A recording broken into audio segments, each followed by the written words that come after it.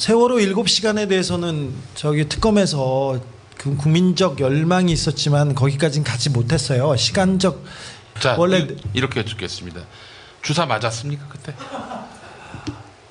제가 그 부분 가지고 계속해서 쫓아다녔는데 박근혜 씨한테 주사를 놓은 사람, 얼굴에 주사를 놓은 사람이 여러 명 있습니다. 지금 보이는 사람만 해도 김영재 원장이 있었고요. 네. 그다음에 김영재 원장 말고 압구정동에 다른 성형외과 원장이 있습니다. 그다음에 또 얼굴을 놓았던 정기한 교수, 세브란스의 정기한 교수가 있었고요. 그다음에 그 간호장교들이 있었고, 그다음에 주사 백 선생 아줌마도 주로 영양주사, 비타민 주사 전문이지만 얼굴에 침도 잘 놓는 사람이었습니다. 그리고 또 다른 사람이 또 있다고 얘기하는데 다 이제 제가 비선이죠? 네, 아니죠, 뭐 그렇죠. 김영재하고 정기한 교수는 뭐 자문의가 돼서 청와대에 들락날락거렸는데 그래서 계속 물어봤어요. 주사를 놓은 사람들한테 네가 놓았지. 근데 자기는 아니라고 하는데 네. 15일이나 16일 날 주사를 맞은 것은 대통령이 주사를 맞은 것은 맞다고 합니다. 그러니까 그 야. 세월호 있던 4월 16일이나 15일. 네.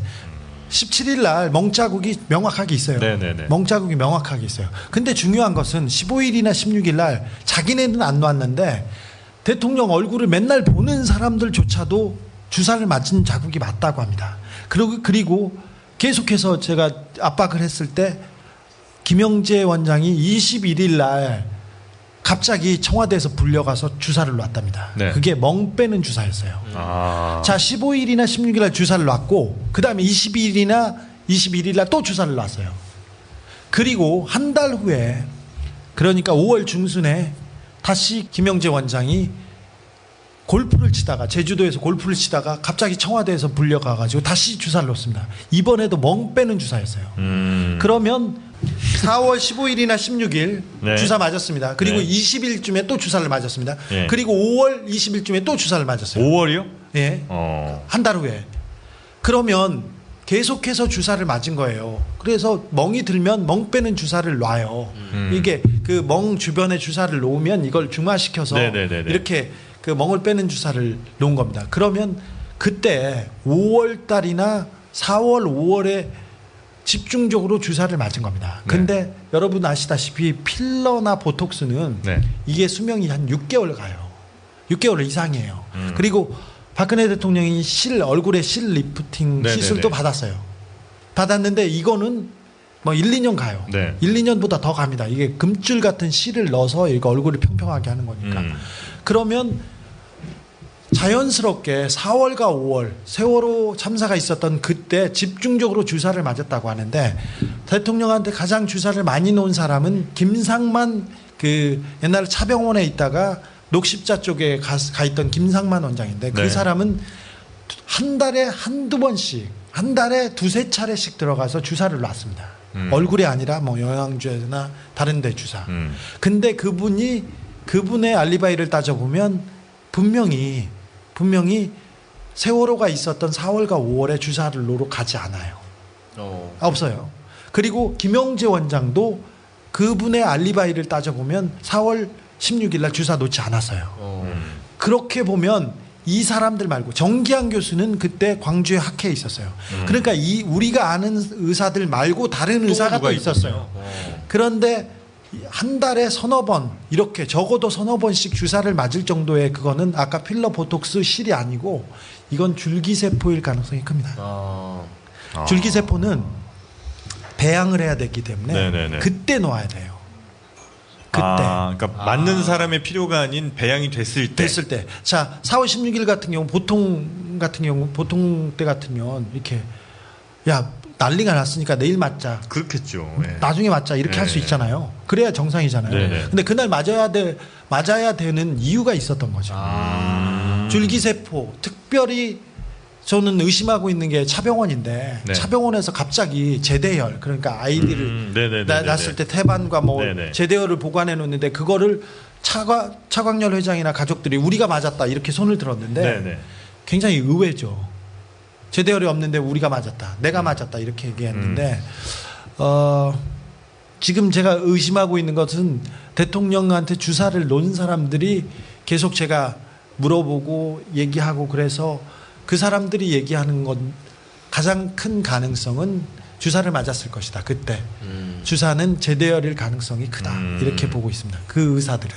그 주사는 시간이 굉장히 오래 걸리나 봐요. 당일에 맞는 시간이 오래 걸립니까? 주사를 놓는 시간은 별로 그 오래되지 않았을 가능성이 큰데 그때 또 뭐 다른 그 주사를 그냥 맞는 게 아니라 그 마취라든가 아니면 프로포폴이라든가 이런 거하고 같이 가면 좀 시간이 길어질 수 있죠. 그날은 수요일은 대통령이 직무를 안 보는 날이었어요. 우리나라 뭐 주 5일제인데 대통령은 주 3일, 4일 이렇게밖에 일을 안 했는데 그날 수요일은 미용사한테 오지 말라고 해서 미용사가 자기 남편한테 내일은 쉰대 뭐 이렇게 이런 문자가 있어요.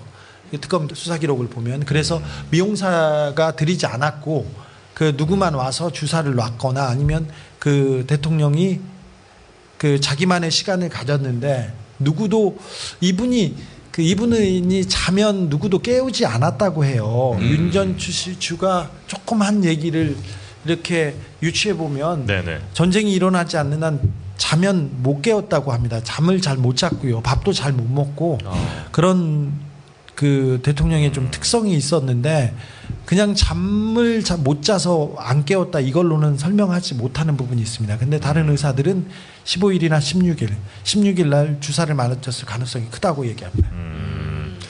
그 혹시라도 이제 재대열 관련돼서 뭐 모르시는 분들도 계실 것 같아서 보통 이제 그러니까 아이를 낳고 재대열을 이제 개인적으로 보관하시는 뭐 한 100만 원 이상 이렇게 내서 개인적으로 보관하시는 분들도 있고 아니면 연구용으로 기증하시는 분들이 계신데 그렇죠. 그 연구용으로 기증하실 때는 그게 반드시 연구용으로만 쓰여야 되는데 일부 가끔 이제 무슨 병원장이라든지 뭐 이런 사람 통해서 그 재대열 주사가 좋다고 이제 맞는 사람들이 있죠. 네. 그게 오로지 미용 용도입니까?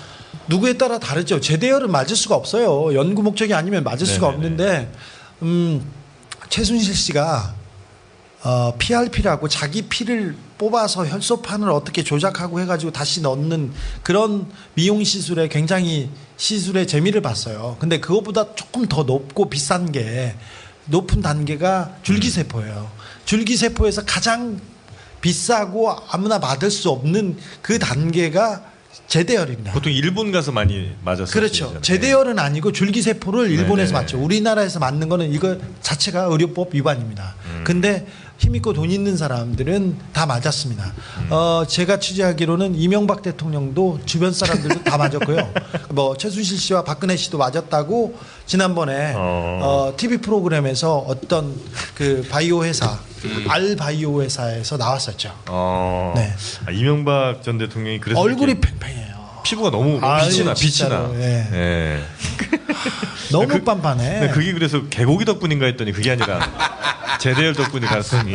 주사를 지속적으로 맞는 걸로 저는 알고 있습니다. 아 진짜 짜증난다. 그러면 결국에는 그 4월 16일에는 주사를 맞았을 그 전날 밤이든 해서 네, 맞았을 확률이 대단히 높고 네, 근데 그렇습니다. 청와대 경례입니까 바뀝니까? 그게 청와대 압수수색을 통해서 밝혀질 거라고 생각했는데 그 부분이 수사가 안 돼서 세월호의 비밀이 조금 미뤄지는 진실이 아니 저한테 밝혀지지 개인적으로 얘기하신 게 있잖아요. 개인적으로 얘기한 거는 있는데 개인적으로 얘기하는 거는 있는데 어떤 역술인이 자기가 박근혜 대통령과 정윤회 씨와 같이 있었다고 주장하는 사람이 있어요. 근데 어디까지 이게 좀 밝혀보고 싶어요.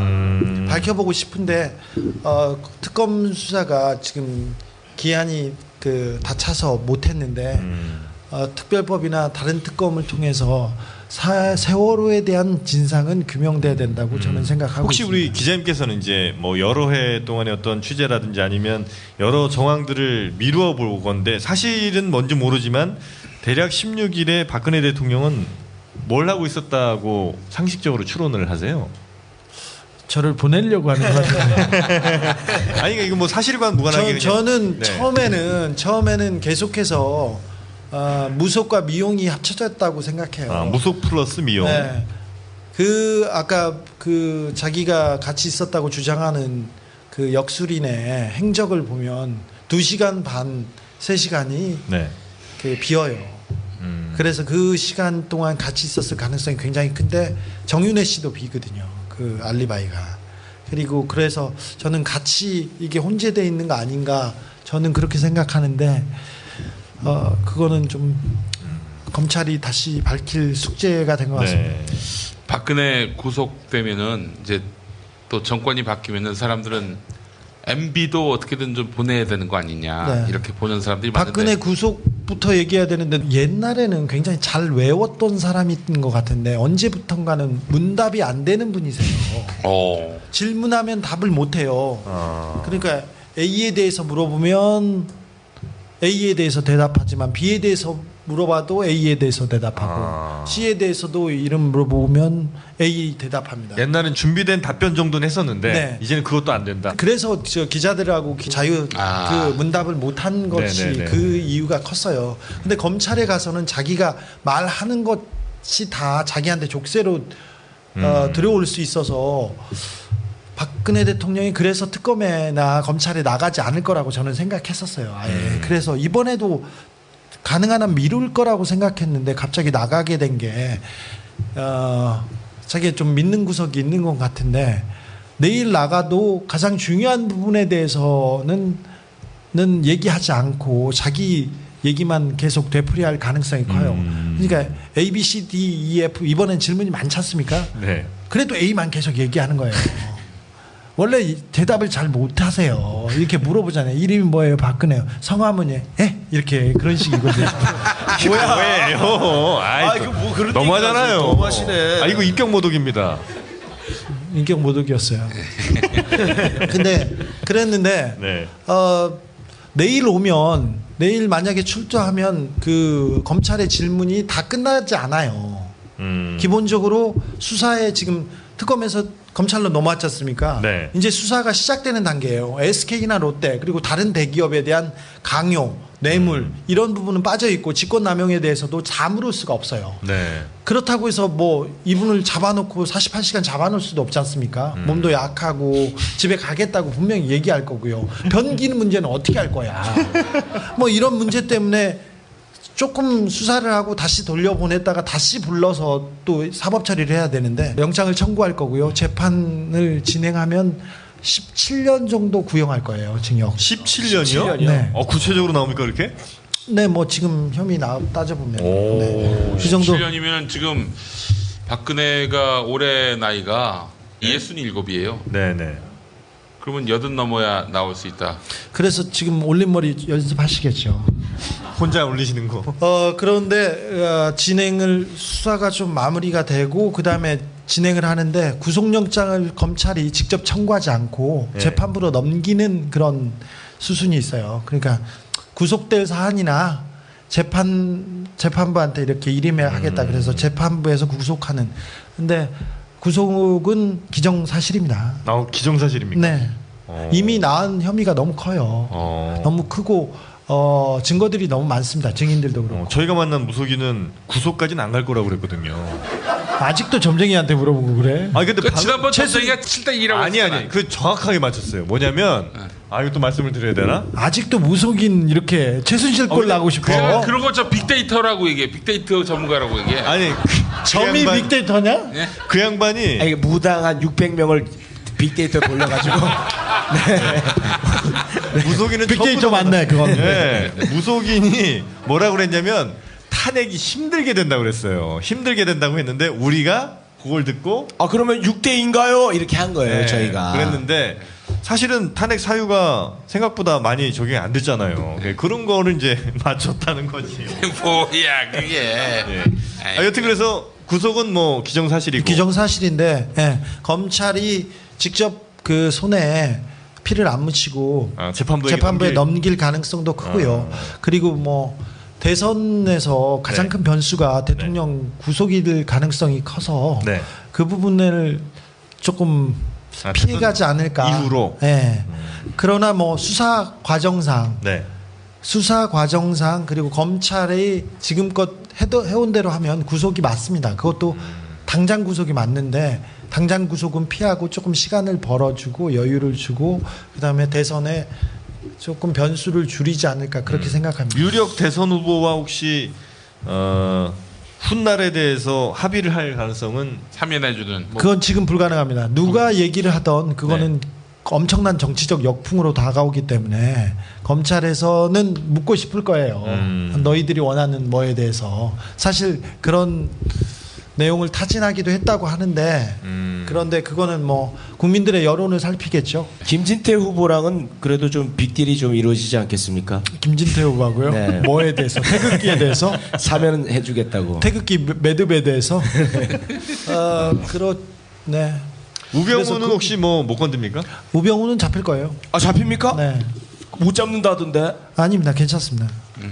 누가 못 잡는데 점쟁이가? 문제가 뭐냐면요. 근데 문제가 뭐냐면은 우병우가 임명한 사람들이 검찰총장과 그 다음에 이영렬 서울지검장, 네. 그 다음에 노승권 차장. 네. 지금 이 사건을 쥐고 있는 핵심 라인이 우병우의 오른팔인지라고 할 수도 있습니다. 근데 오른손잡이 부인할 거야. 자기네들은 아니라고. 네네네. 그러면 근데 왼손 왼발 정도는 되는 사람들이어서 그 사람들이 수사를 못했어요.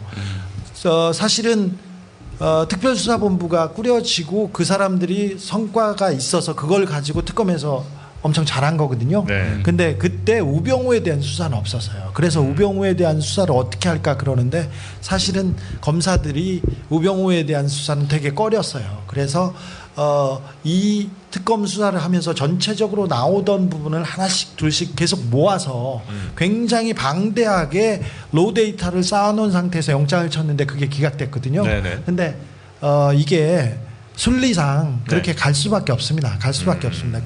그때도 특검에서도 그런 얘기 했었어요. 지금 이렇게 깔끔하게 죽는 게 너가 사는 거다. 그렇지 않으면 지저분하게 정말 칼로 한 방에 끝날 거를 몽둥이로 맞아서 이렇게 끝나는 그런 상황이 될 건데 권력의 속성상 검찰의 속성상 우병우는 몽둥이로 맞아서 이렇게 가게 돼 있습니다. 자, 마지막 질문 하나만 더 드리고 정리해야 될 것 같은데 우리 주진우 기자님이 이명박을 구속시킬 카드를 갖고 있다. 분명히 구속됩니까? 검찰이 이게 수사를 하기만 하면 제가 지금껏 취재해온 바로는 우리 각하께서는 돈에 대해서는 모자람이 없구나 또 물러섬이 없잖아요. 네. 그래서 돈을 깊이 안 숨겼어요. 깊이 숨기는 데는 돈이 들거든요.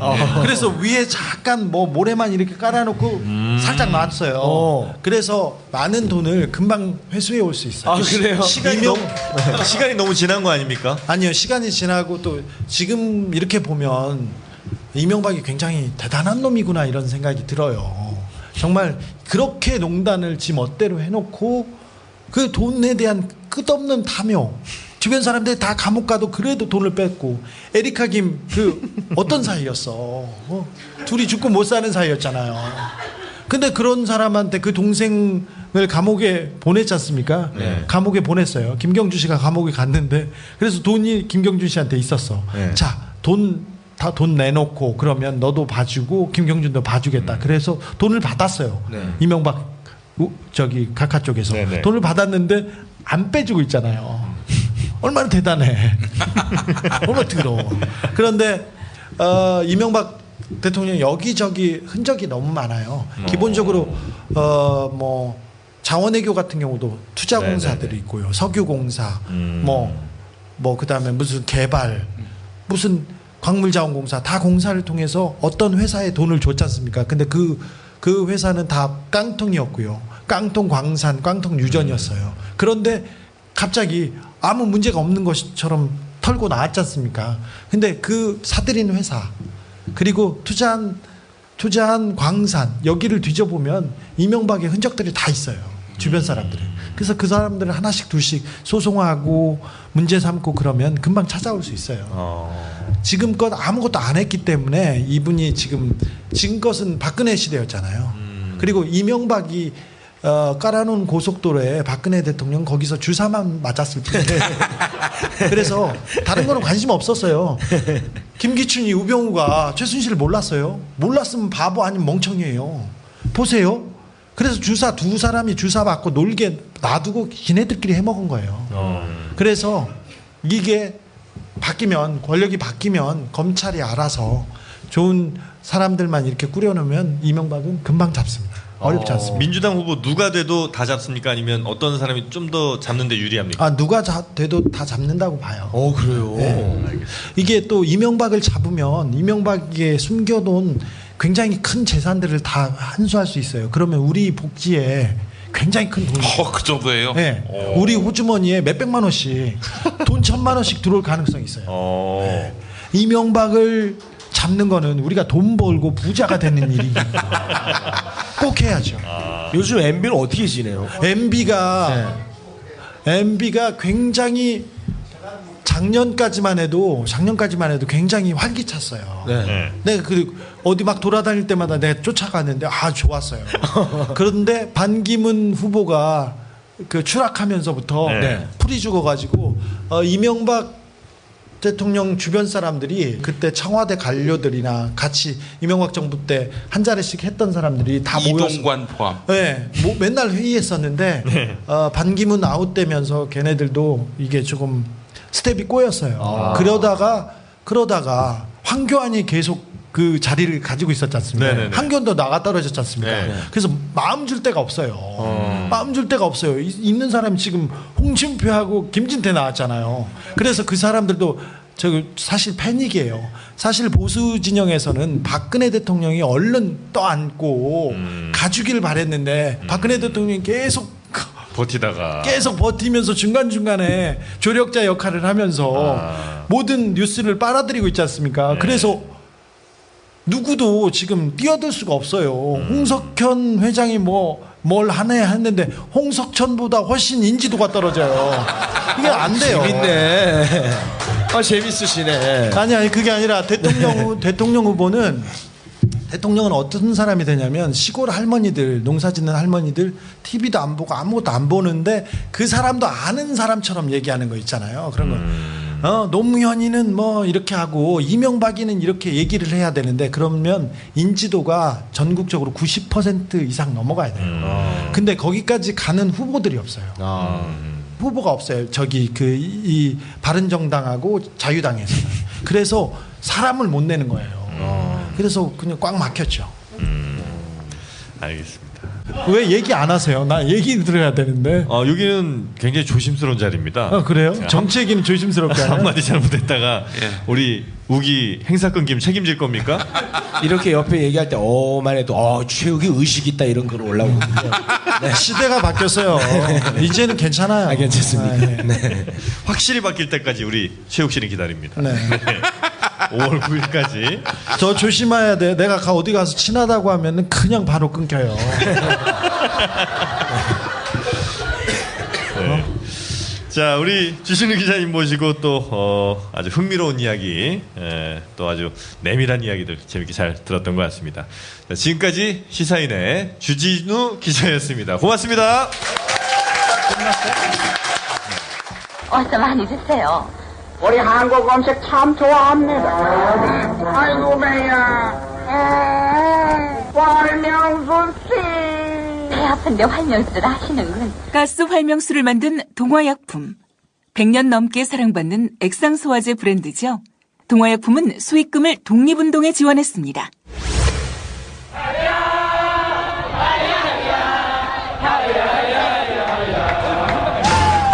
21세기 아시아의 첫 시민혁명, 대한민국 촛불혁명을 완수하기 위해 국민TV, 국민라디오가 뉴스케일 라이브로 새롭게 진용을 구축합니다. 여러분도 뉴스케일 라이브 광고로 이 시대의 가스 활명수가 되실 수 있습니다. 02-3144-7737 또는 mediacoup12@gmail.com으로 연락주세요.